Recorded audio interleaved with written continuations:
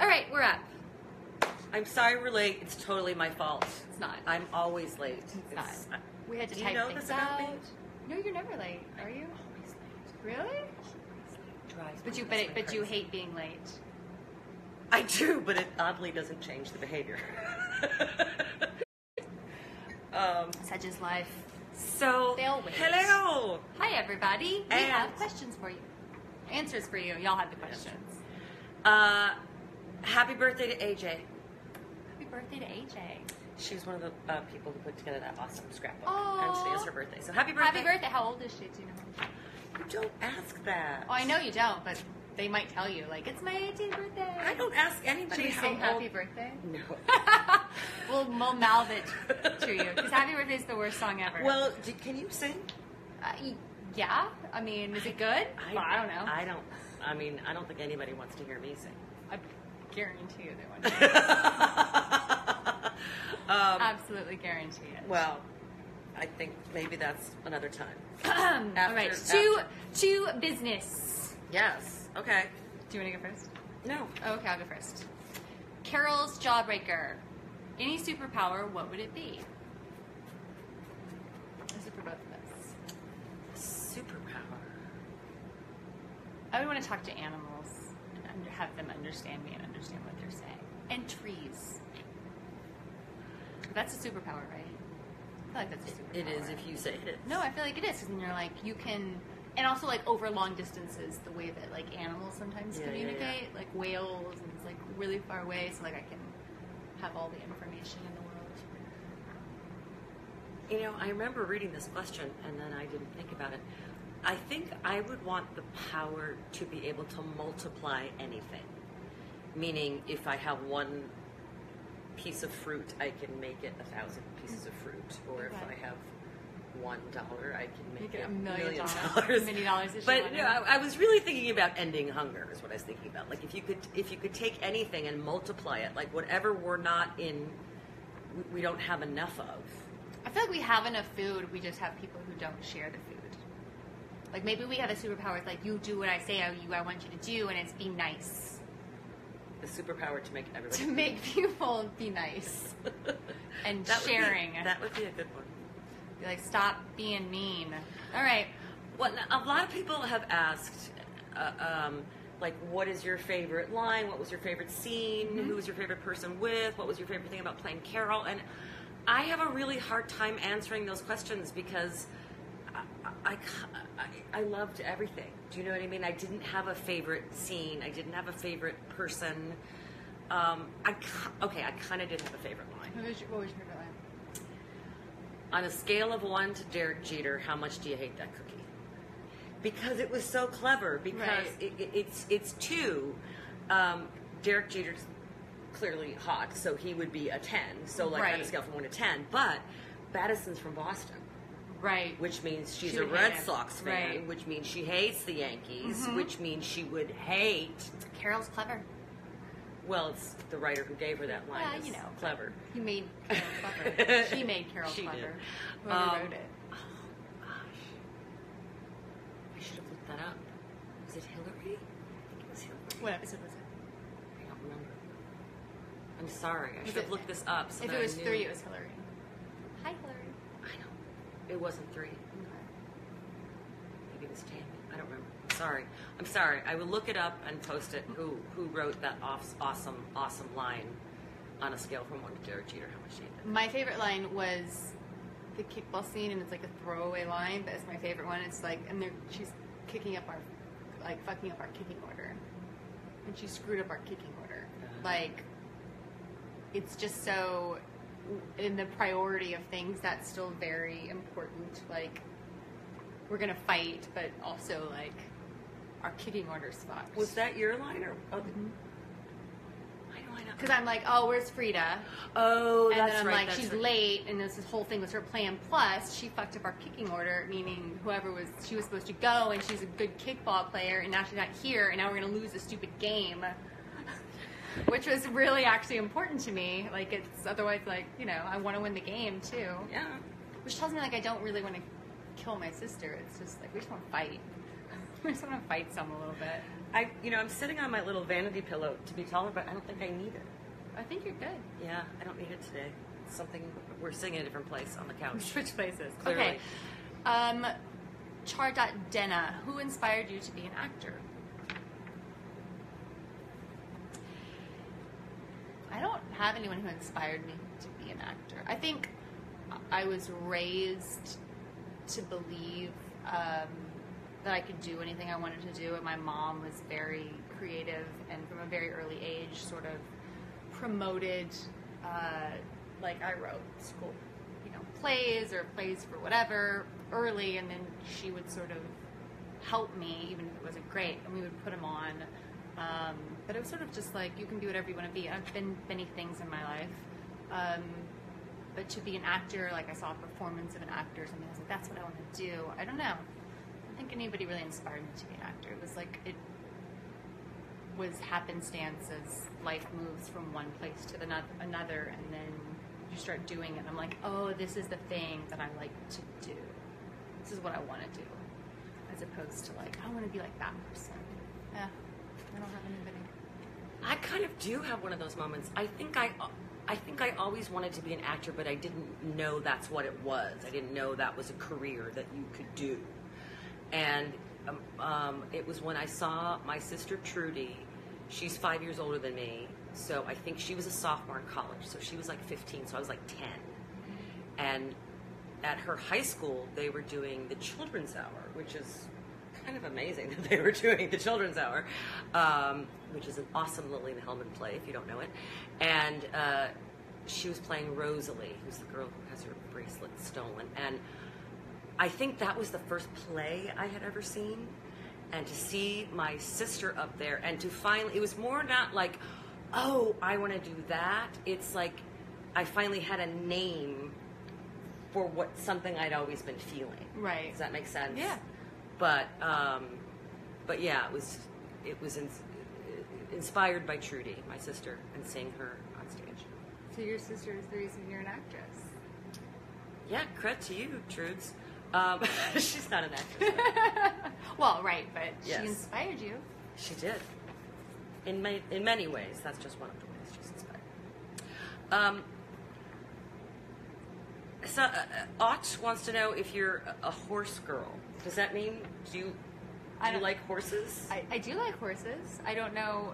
I looked this up because I'm getting asked this a lot, and from my understanding of the definition, it's someone who is unapologetically likes what they like. And I would say that if that's the case, then yes, I unapologetically like what I like. And doesn't everybody? No, I don't think everybody does. I think that there's, especially when you're young, that the trend is to fit in the mold, fit in the pack. So you don't want to be different, which is ridiculous because what makes everyone so unique is the things that make us different. Yeah. But you're bullied or shunned or outcast for liking the thing that you like. I unapologetically like the color purple, and I wear purple all the time, or whatever it is. As opposed to being like, well, the cool kids are wearing this, and guys, that's so fucking, it's bullshit. Like Luna, like Luna from Harry Potter. Yes, she just did her own thing. I'm wearing yellow. I'm dancing by myself. And I don't care. It doesn't affect her the outside influence of other people's opinions. And if that's the case, then yes, I think that I'm probably a horse girl. And I'm extremely enthusiastic about a whole bunch of weird stuff. And I get this thing in my eye where I'm very intense about an idea or something I'm excited about. And yeah, I'm unapologetically excited about it. I didn't know that that's what horse girl meant. That's just my understanding. I could be totally wrong. But yes, when I was a kid, I definitely liked horses. I rode horses. I can ride a horse. I'm from Texas. Of course I can ride a horse. But it's called being a horse girl. If you're just this is what I like, and I don't give a shit what you think. Yeah, I think so. I think where does the origin? Are you a horse boy? I think I don't know. I think the origin. Somebody tell us. Are you a horse boy? We can't read sideways. I feel the origin of the phrase goes back to everybody had someone in school who loved horses, had horse pictures on her walls, And got teased. and for got being... teased because she didn't then conform when it suddenly wasn't cool to like horses anymore. Like all little kids, right? They're like, I love this thing, and then at some point that becomes not the cool thing to do because you need to be too cool for school. Okay. But like, I love school. Like that's another thing. Like I love fall is my favorite time of year. It's because I loved school. I liked going back to school. I liked learning. I liked all of it, as opposed to like, I don't like school. I love school. I really enjoyed it. So, and unapologetically so. Yeah. I still like school. I still put myself in classes where I'm Well- like, you know what I'm going to learn how to do? I'm going to learn how to be a scientist. I just, like, randomly, I'll be like, I'm going to take a biology class. Whatever my interest is. I do that too, but I usually do with YouTube tutorials. Like I don't necessarily go out and take a class. Right. I have Right. occasionally. Technology allows you to, though. I took a greeting card class once. I had this you idea write that I greeting was going to cards? start my own greeting card line, and then I took the class and thought, no, I'm not going to do this. But it was really interesting. Maybe you didn't take the right, if you have the interest in it, like what is like the underlying interest in that? I think it was more like, this would be a fun hobby, but I don't want it to be my life or my business. Right. And seeing what it would take to start your own greeting card line was more energy and effort that I really wanted to put into it. Mm-hmm. It was I make But you know what, you don't know if you don't try it. Yeah. I make cards for friends and family because I like to. But the class helped me understand that, this is a bigger thing that I don't love it that much. Right. Not But like enough to an learn. interest in doing something that's like, well, why are you doing this at, like, I'm like, I want to take an art class, right? Or I want to learn how to do like electrical work, or like, you do like all this beautiful upholstery for your furniture. That's something that you do that like you could go take a class and like, or like I want to like learn how to like honestly work on a car. I don't have time to take that class, but like I would unapologetically be like, yeah, I'm taking a mechanic class. But see, I can be a mechanic. I think that's the awesome thing about YouTube is that I have learned to do so many things on YouTube, watching YouTube videos. I'm getting like messages. That was from merch. Hi, merch. Wait, that was merch. Was it? Yeah. Oh, I didn't see who it was. It's but I on was merch. Like, oh, sorry, That's merch. all right, merch. We'll text you in a little bit. He's probably being like, hey. But I've learned how to do. I learned how to edit. I learned how to use Photoshop. Mm-hmm. Oh yeah, I've tried to do the photo. The thing is, like, I'm so hands-on. Like, I need somebody there I need to do it and then be able to like ask questions, like not just listen, but like, this is the question I have. I need to answer this question and like leave me alone so I can fiddle with things. I'm very hands-on. So like YouTube is good, but like I need a car to be a mechanic. Oh, I need a car to take apart and put back together, or I need welding tools to like learn. Well, yeah. I mean, if you're going to do a tutorial, you then have to practice it. Like if you're watching a cooking one or whatever. Right. And just to go back quickly, and I'm sorry, I don't remember who asked me this, but it was somebody. There's people who are getting close to going to college and having a really hard time trying to figure out what they want to do. I was very lucky in that I knew at 18 when I went to college what I wanted to do. I knew from 10. So it's hard when you don't know. So I think the thing is you need more information. If you don't know what you want to do, just try it all. Then you have to get more information. You have to read about different things. You have to, whether it's online or talking to people or reading books or articles. Or take it, like, if you're going to college, like, take a class. Like, college, in my opinion, is, like, it's just like a tester for can you learn how to solve problems, not I'm going to get information I need to go out into the real world. It's, no, you're going to have to learn how to problem solve. Learn how to problem solve, which is most of what life is and that includes, like, oh, I've got to take this class, and I don't really know what I want to do, and, like, there's an astronomy class. I have an interest in astronomy. So I'm going to go learn about the stars, and you never know, like, you might take that class and be like, holy shit, that's the thing I want to do. What do I need to do that? But you would never have known if you're like, well, that's not in my like syllabus for being a history teacher or whatever it is like that you don't know. I didn't like best advice my dad ever gave, well, not the best, he gives lots of good advice, but was I didn't know what I wanted to do until I was 50. And it's not that he hadn't been working since he was 6 years old, because he had, and every job he learned something and would take whatever the job was, as much information from that job as possible, and then go, great, this is interesting, that's interesting, but what's your job? And then learn about that, and then move, and then all of that information that he learned, he then one day went out and started his own business, and then he's like, this is what I really want to do, and he was 50 years old, so when I was like, I'm going to be an actress, I'm sure his head explodes over it. But that's like safety net. What are you going to do? Because it's not an easy job or a secure job in any way. But he also was like, but I do understand it taking a while for you to figure out, and also that it not being what I understand. And if you don't, but my point was like, if you don't know what you want to do, you can't just sit in your room and figure it out. You have to get more information to be able to make the decision. And if you end up going to school and getting a degree that always comes in handy, like a business degree or a marketing degree or communications degree, again, it's always going to be on-job learning anyway. Yes, and you can start out doing one thing and change to something else and change to something else, because that's what most people do. Yeah.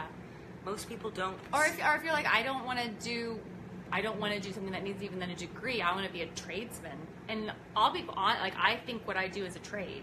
Yeah. I think acting is a trade. I think directing is a trade. I think most of this stuff is really like, you go, you do it, you learn from everybody around you who knows more than you do, and it's an apprenticeship almost, one step at a time, as opposed to like, I learned how to do this thing in a school. And now I'm ready to go. And now I'm ready to go. Because Agreed. that's just, oh no, you've got some tools, but that's just the jumping off point. You haven't learned half of what actually it is. So what question were we on? Oh, I don't know. We're talking about horse girls. I changed, the horse girls. Nay. And is it a horse boy? By the way, what this cocktail is my dad's specialty cocktail with my twist. It's a martini. Can't which follow the rules, can you? No, I can't. First of all, this is only for people who are of legal drinking age. Vodka or gin, I prefer vodka. So this is vodka, and instead of vermouth, which is what is normally in a martini, you use a little bit of dry sherry. And probably a little bit more than you would vermouth. Vermouth is only like a couple drops, and this is more like a splash. There was a question, it was like, what is your favorite, I don't know who said it. Sorry, I don't know who said it. What was your favorite drink? Is this your favorite drink? My favorite drink, alcoholic drink. No, my favorite drink really changes because I have a lot of favorites. But my twist is I add black olives because I don't like green olives, and I love black olives. Is it because they're saltier? I don't know. I think it's because it's from my childhood. But I love the taste of black olives, or the green olives don't do it for me. I like Kalamata olives. Purple. But not, I don't know what I'm going to drink. These are the only ones I like in general. So anyway, that's the specialty cocktail we're having at 5 o'clock. Well, hey. That's cocktail hour. Friday. It's Friday. My favorite drink, again, it also changes. I think if I had to have one drink for the rest of my life, I'd probably do, and this is for everyone in Scotland, I like a Lafroig Scotch on the rocks. Nice. 2 ice cubes. Nice. Yeah. I feel like Scotland's where it's at. Yeah. plus all the Scottish people. My grandmother was from Scotland. If I could only have one drink for the rest of my life, it would be wine. Yeah, that's a good one. Okay, I've lost track. Where are we at? We answered questions that weren't here. There was a good one. Hold on. What's your Hogwarts house? This is from Just Me Emily.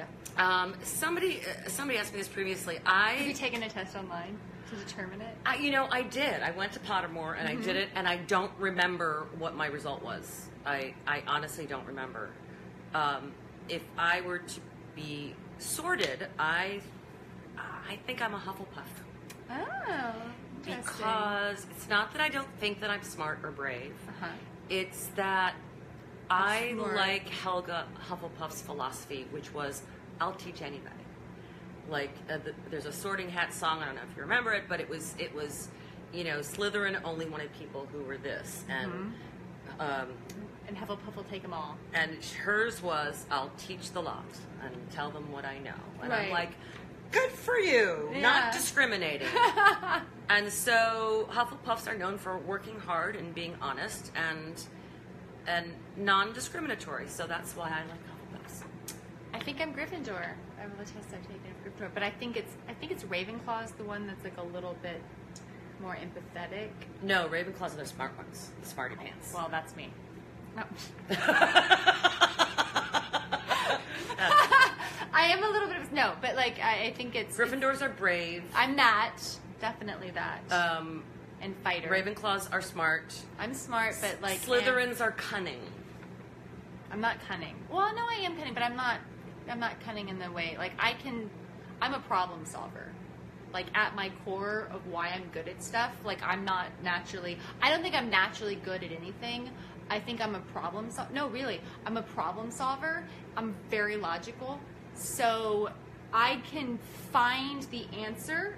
Like I can, even if that means I don't have the answer, what are they doing? I can logically disseminate, like, I need to find that information. What are they doing that I don't know how to do? Find out where to find out how to do it. And then learn how to do it, and then apply it. And that's not necessarily like I'm just not. God, I'd love to be naturally talented at something. Like really naturally talented at something. I think you're naturally talented at a lot of things. No, but I'm like. And you know what? Problem solving may be the thing that might be naturally talented because a lot of people can't solve problems. I can figure out they don't know where to start. They're just and that doesn't deter me. Not like I'm just like I will figure it out. If anything, how hard could it be? How hard could it be? Also, look at these idiots doing it. If they can do it, I can fucking do it. See, that's how in anything. But scientists, I knew that. That's exactly how I was learning how to upholster, edit, Photoshop. How hard could it be? A little elbow grease, a little elbow grease, and a little time. You know, I don't say that about brain surgery. How hard could it be? But if you really hard. Sure, but if you at an age where you were like, I'm going to go to medical school and be a brain surgeon, and then it's like that's what I want to do, and applied yourself, you could be a fucking brain surgeon. You could be a brain surgeon. I could have. I can't now. You could have. I mean, the amount of time that is required to do that, and like, it's not easy. But I truly believe that if you want to do something, you will find a way, and that you can do it, even if it means I have to read this book 7 times, or 20 times, or 30 times to understand what it says. I will look at this problem 30 different ways until I understand the information. I will find a way to learn it. I truly believe you can learn.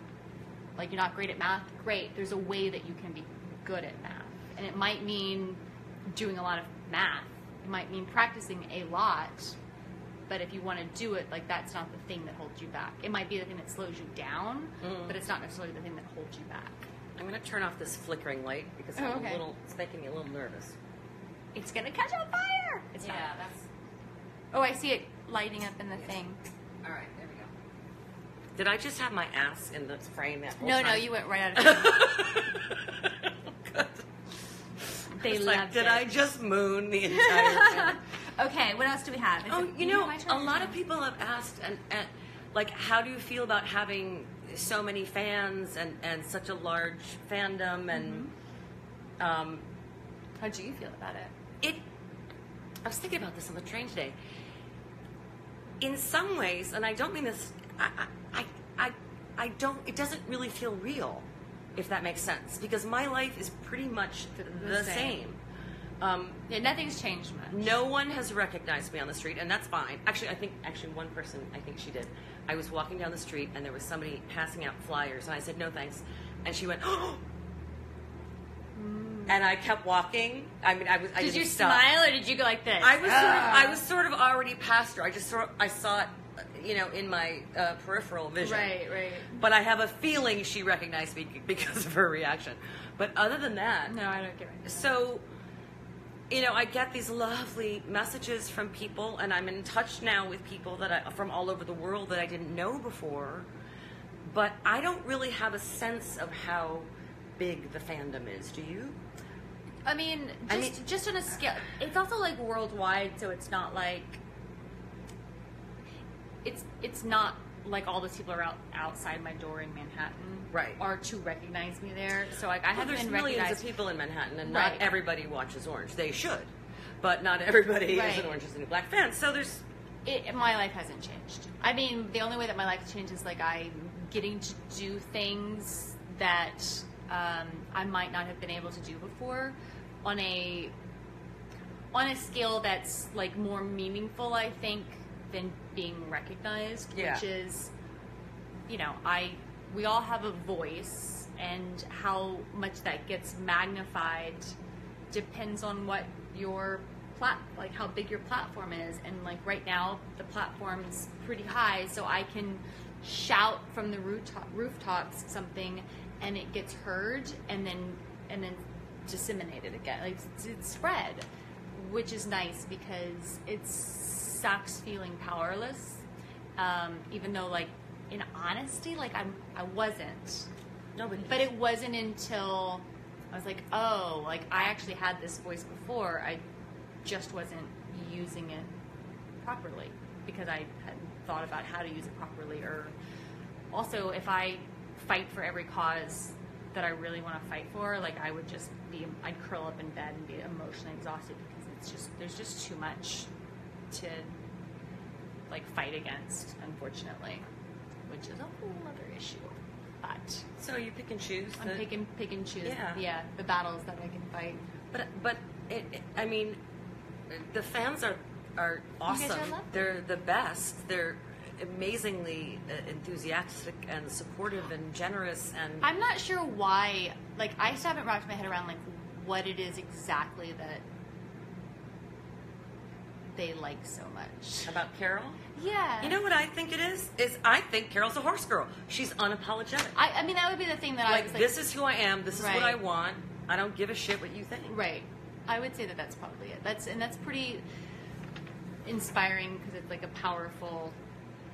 Yeah, I mean that's. Unfortunately, she does it for bad things, but the sentiment is the same. Yes, she owns her power and is absolutely unapologetic, and I think that's part of the appeal. Yeah. It's the thing that I liked. You're also very sexy. Well. How you doing? So that's part of the appeal. No, that's are you. But I don't have. I think it's apologetic too. I think it's not being apologetic. But I don't have a sense of how big the fandom is. Like I don't think I really get it. Does that make sense? I do, yeah. It doesn't really compute. And people said, do you get tired of, people who have crushes on you? No. What's not to like about that? Right. People telling me that I'm attractive? That's right. Thank you. That's nice to hear. Well, I don't think it's even just like it's attractive, yes, but I think it's also that, which is here's like a role model, for lack of a better word, because don't kill people, obviously. That's unapologetic, and if this, because like I watched tons of movies where I'm like that trait, that thing, like I want to be more like that. I want to ride horses. I don't know, like I want to be like Westworld right now. You've got the character who's like on a killing spree, like taking everybody down who's wronged her, and I'm like, yeah, that's what I want to do. I want to fight. I'm going to take some of that energy and like apply it to my own life. All right, back to the questions. No, we were on a tangent. And I wrote these down, but this was terrible. But the ones that I remember were the ones that really made me think. And two of them were, one of them was, okay, if your house is on fire and there's only one thing you can grab, what would it be, aside from Bailey? Who's here? Can't forget you again. So, obviously, the number one choice would be, yes, I would save this. But other than creature. that, what would you save? I really had a hard time figuring this out because, everything can be replaced. So I thought, well... Pictures. Yes. But I Memories. guess I was thinking, what would I realistically grab? And Right. it was probably either and my phone and or my computer. And it's not that those can't be replaced, but of what's on them, like Right. the pictures and the numbers and the It's all contacts. there. But then all that could be replaced too, because what if you lose your phone? What if you drop it in the toilet, which I've done? What do you do then? And it was in my back pocket, and I took my pants down. So, It wasn't just you drunk throwing your No. phone around the bathroom. no, it was me just forgetting it was in my back pocket as I took my pants down. We've all been there. We've all done that. So I thought, okay, what is the thing that couldn't be replaced? And the thing that I thought of, I put it over there. Take that. There's a little box on that coffee table, on that little side. this one? Yeah, that little yeah. yes. This was the thing I thought of. That's probably one of my favorite things in the world. This is. I'll come up close so you can see She's it. coming at you. This was my mom's, and she loved it. And it was her mother's. It's sort of like a. I don't know if it feels a little like clay or glass. What does that feel like to you? It's like a Ceramic. ceramic. Yeah. Clay. Anyway, it's a cool shape. It's decorated on the sides, and this was my grandfather's first gift to my grandmother, Aw. which is probably, I did the math, probably around 1910. And then when her mother passed away, it went to my mother. And then when my mother passed away, now I have it. I've also told both of my sisters that we can rotate this because they love it just as much as I do. So it's not fair that I have it all the time. So Marlies or Trudy, if it's your turn, let me know. And it can be in your house for a while. But I think this is one of my favorite things just because of the sentimental value and because I just love it so much and it could never be replaced. Right. So thank you who asked that question because now if my apartment's ever on fire, You know I'm what going to to grab. grab this. Yeah. Which I don't think I would have thought of it in the moment. Right. Because I'd be too worried about grabbing my dog. Right. Yeah. I have lots of animals. I have 4 cats and a dog, and And they're all so cute. yeah, but like getting all of, like, it's a thought that I have. Like, I don't ever want to live above the 3rd floor because like I feel like if I jump out of the 3rd floor, like there's a good chance I'm good. Like I'll survive. I'm delusional, but we have like an escape plan for like which cat you have to herd first to get into the crate because of their personalities. Oh, That if wow. one sees you doing it to another, They'll run. They're gonna hide. So you got to get like the smart one first, and like put them in this like room, and then you get 2 of them in that room, and then like the dumb one, 'cause we have a dumb cat, like she's fine, and then like then the dog, and like what's the crate? Because I have 4 cats, and like that would be the thing that I would. That would take, I think, most of my time All right. escaping a flood. But my But parents went through a flood. what's the thing? other Okay. thing? No, my parents went through a flood several years ago and like destroyed everything, like everything. And my brother and I went through trying to salvage pictures, and it was a traumatic event for everybody. And I realized out of that, it's really all just stuff. The pictures, the old pictures, were things that we were trying to salvage. Yeah. But at least until my brain goes, like those my memories are locked in. And the more that memories are shared, which I think is why I like storytelling, the more that things are shared, the more that it repeats itself in the memory of things. And once your brain goes, you won't know who those people in the pictures are I anyway. won't care. Everyone else will care that I don't know, but You won't. I don't necessarily think I will care. Yeah. The And other- like, let me tell you, it was traumatic. the flood. Oh, and yes, We had a flood too. when I and was a kid. it's or a fire, and like you lose everything, but like it's all just.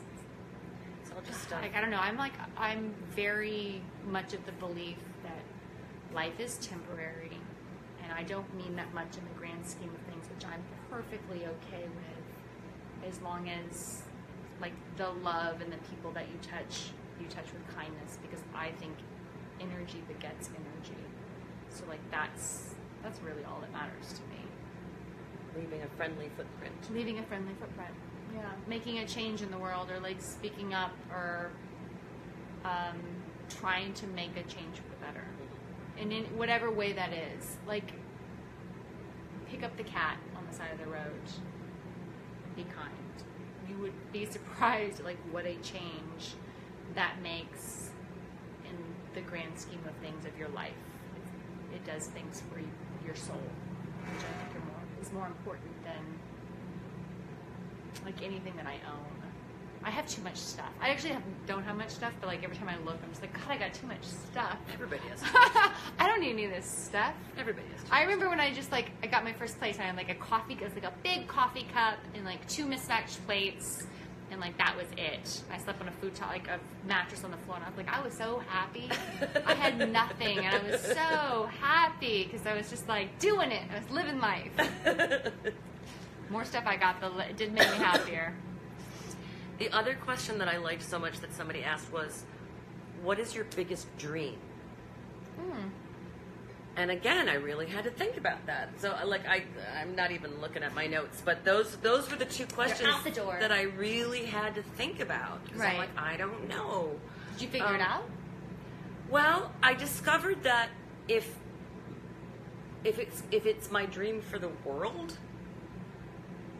then it would be peace and end of hunger. Do you know what I mean? Right. Obviously. If it was for the United States, just my country, Right. my dream would be a female Democratic president. People vote. Universal health care, college tuition paid for, Right. Less disparity between rich and poor. But I think what the question asker probably meant was, what is my personal dream? And I think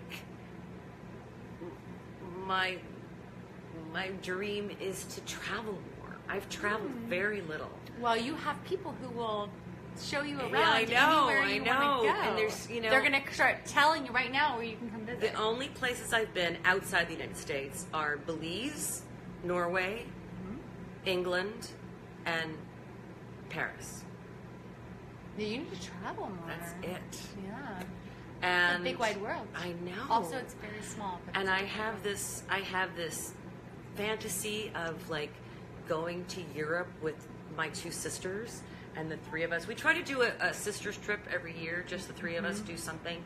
It doesn't always work out, but we try to. And I have this fantasy of, because I want to travel, but I also want to travel with people I love. Right. And I part of my little fantasy is to be able to pay for all of them, so that it's just really fun and no one has to worry about the cost of anything. Right. And then you have the freedom then to do what you want. Yeah. Which is what money allows you to. I just, there's so many countries I would love to go to and see. And What's holding you back? Why don't you do it? Work. The love of work. Work is part of it. Part of it is I want someone else to plan it. I really hate. Does it need to be planned, or can it not just be like, you know what? This train's going that way. No, You gotta plan it. Yeah. I can't just like get on let's take the next flight and see where we go. No. Maybe if I was really wasted, but I don't think I'm that what's the word, spontaneous. So I want it to be planned, and there can be spontaneity in there. Sure. But I kind of want to know where I'm going. You need a game plan. Where I'm going, where I'm staying. Right. Well, those are the two. You need to know those 2 things. And I just don't. I don't want to research it. I don't want to plan it. I don't want to. So part of it is. So, Henny sisters, get on it. No. Part of it is laziness, and part of it is work, and part of it is expense. And our lives are really hard to plan because you don't know what's going to happen next week or tomorrow, or so. And every time this is me. Every time I try and go do something happens. Well, or something happens, or it's like, what am I putting? Like, what opportunity am I missing because I'm unavailable in whatever way? And like, if you really like to work, like I love to work. And anything. I don't care what I've ever done. I love to work. The fear of missing something. Yeah. But I was that commercial I just shot the other day. The guy that I was doing it with was supposed to be on a plane to Ireland. His friend was getting married, and he was supposed to be on a plane to Ireland, and he booked this commercial, and so he had to change his flight. And he still was going to make the wedding, but he was going to miss a day in Ireland. And it's the joke among actors is how do you book a job? Buy a plane ticket. Yes. And that'll guarantee that you will get a job that will conflict with the plane ticket you just bought. Mm-hmm. That's, yeah. So, biggest dream? Man, I just want to do biggest dream. I just want to do what I want to do. Like that sounds like, and it's. I love to work, and I don't mind I love the uphill battle. Like I'm a fighter through and through. So like I like a little bit of like I don't want things to be easy. I want a challenge always. I like a challenge, but I wouldn't mind things being a little easier. Well, there's some things I would like to be easier. Or like again, it's navigating. I just don't have the answer yet. I haven't figured out this piece of the puzzle yet. But it's not that I don't think that I can. It's So you like to be challenged. I like to be challenged. Yeah. Yeah. So like my biggest dream is it's just to do what I want to do. That sounds so bad. Everybody wants to do what they want to do. No, but it doesn't. But that's a really great dream because there's a tremendous freedom of being able to do exactly what you want. But like to do. I want to like I have and am willing to sacrifice like the creature comforts of life. I don't need that. So my dream is I don't need any of that. Is to just consistently be able to take steps forward in my life because that is the thing that makes me happy. I guess my dream is like I would like to be able to do what I want to do without sacrificing some of the things that I think women, especially women actors, female actors, or people in this business have to sacrifice. Like what? Well, like family and children. Like there is a sacrifice to be made that I don't think is fair. Do you know what I mean by that? Like it's because you take yourself out of the game for so much time, and then you also need to be available for if you have if you want to have this life, whereas other careers and men in general don't have to make those sacrifices. And like I want it all. Like I want it all. I want to be able to do what I want to do and have the other part of that. But I don't know if having it all the time is possible. No, did you, right. Have you ever read Shonda Rhimes' book, Year of Yes? Yeah. Shonda Rhimes is the creator of Grey's Anatomy and more, yeah. And Shondaland, and she's amazing. And I loved that book. But somebody asked her, how do you do it all? Because she had like 3 different shows going, and she's a mother of, I can't remember if it's 2 or 3 children, and a single mother. And she said the answer is I don't. Right. I don't do it all. When I'm at work, I'm missing a ballet recital, or I'm missing the first step or the loss of the first tooth. And when I'm with my children, I'm missing something at work. Right. So I just want to. I'm cautious of the have it all phrase because I think it's become part of our vernacular, and I don't know if it's. I understand that it's not all the time. Yes. But I do think there's something very specific to women, female actors, or female, I don't know, brain surgeons who have to be all the time. Like, you have to make a decision, which I don't think that you have to. I think it is a give and a take. But if I let up the gas at any point, I'm like, my car is going to stall. Do you know what I mean? Like, I feel like my foot has to be on the gas pedal at all times, and like to take a vacation even is like what but maybe I don't have a chance. It may be different at a different level. Oh, of course. So I mean, I think of course it is. You get to a level when we get to that level when you have a nanny to take care of the kids, right? That's different. And it doesn't remove any opportunities, but right now it removes opportunities. But you have to be. I mean, here's the thing: is that you guys know all of the celebrities that are in the world. What you don't know is the thousands and thousands and thousands of actors thousands and thousands who and are hundreds not of thousands. who are not famous, who are making a living as an actor, right. but they're not famous, and they can't. Their kids are in school, so they can't travel, or they can't afford a nanny, so Right. they can. If one Or of them, it's, or I have a secondary job and I need to put a lot of effort into this job so I don't lose it because it's what pays for my health insurance, my health or insurance. whatever. Yeah. So I have to forego this opportunity because it's conflicting with this, because it's not an easy choice. Like I don't think you make it because you're like, I'm going to be rich and famous. You make it because you like to tell stories and do what you do. And that's true for not just actors and actresses. That's true for most people, I think, in the, well, it's the tenacity. DP or the, anybody that's I the think grip. it's the tenacity, and some people their goal is to be rich and famous, and some people It's to achieve work. that goal. Sure. It's about being tenacious. But my point was, like, somebody was asking about, like, life as an actor, or can I be an actor without studying? And no, you probably can't. That you need, it's a trade that you need to do, and you need to learn, and you see the life of the very small number of actors who are celebrities. 0.01%. Yeah, 0.01% who have made it, who are at this huge high level, who can afford to You do. can say, I want to do this, and they go, great, Yes. you can do that. But the reality is, for most actors, Right. the other 99%, it's a juggling act, and, Yeah. and people have money jobs as opposed, and in addition to their acting jobs, and trying to then also balance children and family and elderly parents Right. and all of that. It's Pets. It's not an easy life. If there's something else that you can do that would make you happy, I would do that, because it's not easy. It's not easy. But I think but you can do it. You can make you Totally can. You can. can, but you can do it. Yes. It just requires tenacity. Oh, I just threw something in. and frugality in the beginning, And frugality. until you make some money at it. Oh, look, my boyfriend's. Leave me alone, Alexi. Now, when somebody texts us, can they see the text message? I don't think so. I think it's just the video. Oh, that makes sense. Yeah. That makes That's sense. coming up on the screen. Guys, can you see my text messages?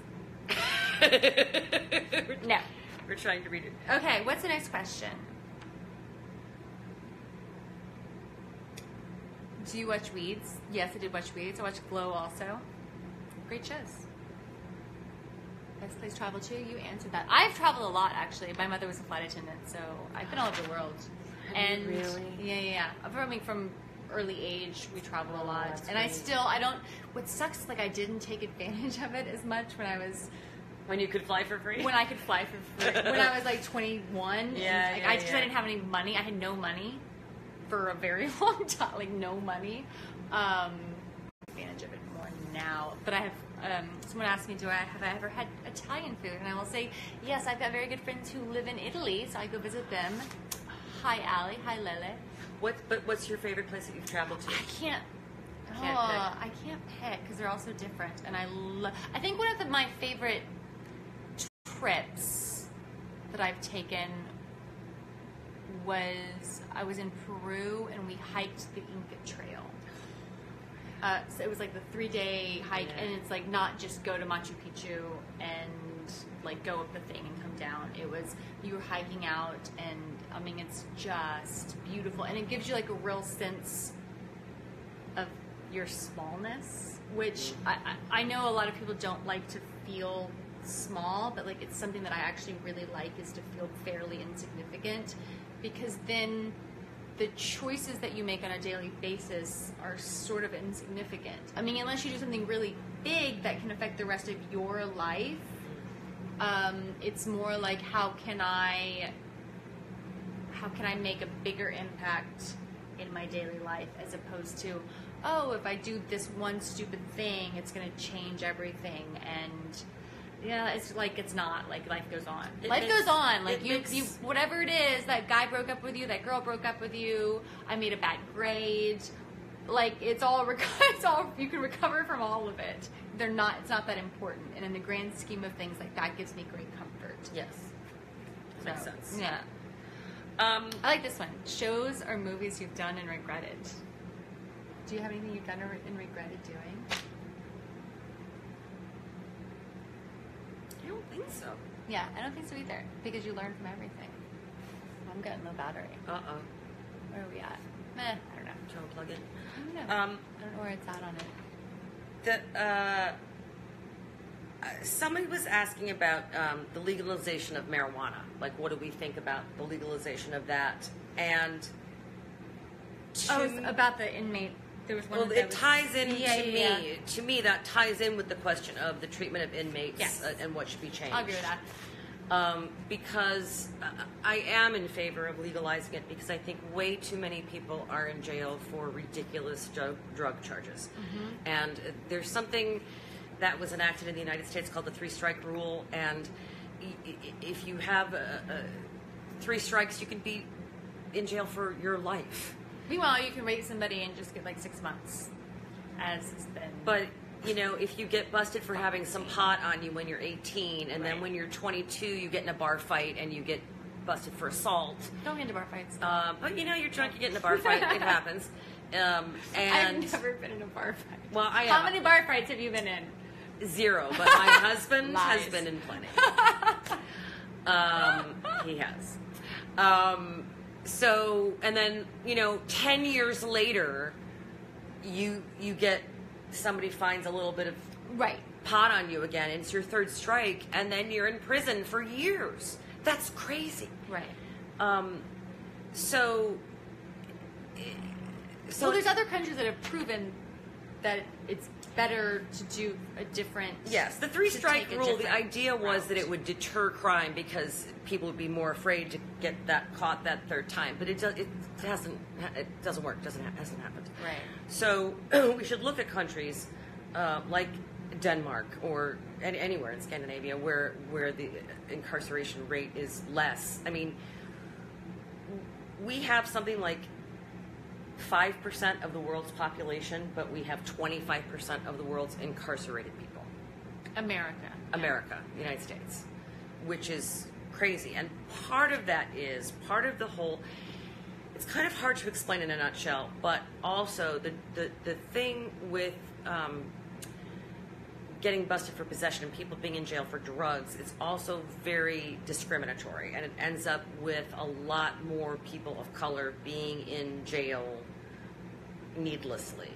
And Piper Kerman, who wrote the book that started Orange is the New Black, she was promoting these 2 books, neither of which I've read yet, but they both sound amazing. Mm-hmm. One is The New Jim Crow by Michelle Alexander, who's talking about exactly what I'm talking about how this creates discrimination in our disparity. culture. And Susan Burton, who wrote Becoming Ms. Burton, From Prison to Recovery to Leading the Fight for Incarcerated Women. She founded an organization called A New Way of Life to help incarcerated women. So I think like the standard for what we put people in jail for is because there's such a dichotomy of if this person does this and this person does this and it's the same thing, there's going to be much different repercussions. It's ridiculous, both for like men and women and for people of color or people not of color, or from social class to not social class. Like if you get like a really good lawyer because you got all the money, yeah, they're gonna, and you can keep fighting that battle. You can keep fighting it for as long as you need to fight it. Whereas if I don't have any choice, I can't keep fighting a battle. That's just not fair. I think so it ends up that people reform of needs to happen. means are less often incarcerated than people who are not of means. Right. But yes, I absolutely think that marijuana should be legalized and that it should not be an imprisonable offense. Yeah. I mean, if we can drink alcohol, which, like, for all intents and purposes is probably more dangerous walking around in the world. Certainly driving. I think Sure. it's more dangerous driving drunk than it is driving high. Sure. Then I don't understand why you can't smoke pot. Like, hard drugs, great. You want to regulate it, fine. I can kind of get that, but people are going to get whatever drugs they want anyway. It's sort of like you can go to war, but you can't drink. And you can drink, but you can't smoke pot, or it might ruin the whole rest of your life, which to me is, I don't know, seems insane. Doesn't make sense. Guys, fight for change. Do your job. It's your job. I think I'm having a hot flash. It's the lights. We have lots of lights to light us. We do, because That's why we can make puppet things in the back. Are we done? Do you have anything else you I want don't to know. answer? Let me see what time it is. Oh my gosh, it's 6 o'clock. We've been on for an hour. We've chatted a lot. Are you bored? Oh, wait, I like this one. If you could go back in time, what era would you live? This is the boldtrue_. If I could turn Back time. I give it all to you. Yeah. What era would you go to? Well, definitely wouldn't be wearing a corset. Well, but like if you could just go visit and you didn't have to like. Oh, I don't have to stay. You don't have to stay. I mean, I don't know what they mean because I don't want to go back to any time pre like 200 years when women rule the world. But if you could go back and just visit and like see the goings on and like. Then I'd want to go back to Shakespeare's time. I want to go back to the 1600s. All right. So that I could see that kind of theater in its natural element, the way it was written and the way it was intended. I have lots. I want to go back to Egypt, ancient Egypt. I just like most histories of the world fascinate me. I'm obsessed with Queen Elizabeth, so I would go back to right around Shakespeare's time. Oh, not the current queen. No, the first. But and like there's more in there, but like I want to go back to sort of like caveman times. I don't know. I'm like history. I so don't want to go history, back to times. just to visit and be like, what are people doing? How's it working? Like, what is this? I'd also want to go back to the Wild West. I want to do that, and I want to visit. Like, there's lots where I want to go visit different cultures within. Like, I don't want to just visit in America what's happening. But no. I think there's history. Guys, history is fascinating. Read history. It is very important to know what has happened so you know what will happen because it repeats itself. And you don't have to like all of history, but like read and then like that one person, and then if you deep dive in, there'll be something else that comes up that's like, oh, that's interesting. Like, how did that work? That's an interesting thing, and you will learn so much. History is fascinating. There are like stories of in history that you're just like, oh my god, like how did that? Life's boring now. Look what they were doing then. Fascinating. Well, look at Hamilton. Yeah. The musical. Yeah. Somebody asked if I like that one sushi. too. Oh. What is your actor training? But ask the sushi one. Well, no, I was saying, well, it's going to be We're the going to end eat question sushi. was we're going to go have sushi after this. So yes, we both like sushi. I love it actually. Sushi's like a comfort food for me. If I get really crabby, I want to have a little sushi. So what is it? How does your acting training differ? Like Quickly, because we have 154 remaining. I don't know what that means. Oh, is there a time limit on this? Quick, go, do it. I went to undergrad at NYU, and then I went to graduate school at the University of San Diego with the Old Globe Theater, and got my master's degree, and that's what was my training. I didn't go to school for acting. I have picked it all up finding stuff. I do a lot of improv. I do a lot of Lecoq training, which is my favorite, including like mask work and clown work, which I don't think rely they know what heavily Lecoq on. is. I think well, they can look it up. Jacques Lecoq. Look him up. He's a French guy. Jacques Lecoq. And that's like where, and then on camera training, like figuring out what is my DP's job and how can I help them achieve that by understanding how a camera works and tells a story. Well, I do a lot of that. I took different classes. Like Right. I took a commercial class. I took an Right. on-camera class. Different classes in New York. Right. I did take other classes. Yeah. But your main training is Old Globe and then in school. Because I didn't do that. I didn't do that. And what? I've got no like legitimate, certifiable piece of paper that says like I Stamp. should know what I'm doing. I'm years of improv, years of Lecoq.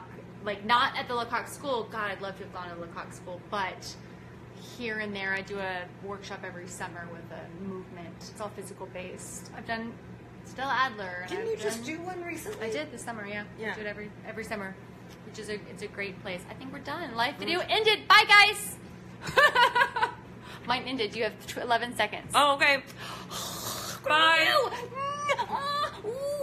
Just kidding. Bye, guys. Thank you.